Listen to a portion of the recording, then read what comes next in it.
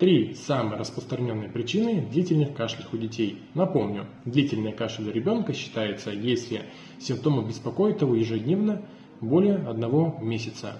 Первая причина – это гастроэзофагеальный рефлюкс, когда происходит заброс желудочного содержимого по пищеводу обратно в горло, попадая в дыхательные пути, вызывая кашель.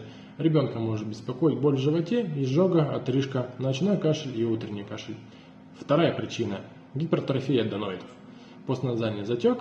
При затяжных насморках слизь может стекать по задней стенке глотки и вызывать у ребенка кашель. Третья причина – это аллергия. Требует более комплексного подхода, осмотра и сбора анамнеза.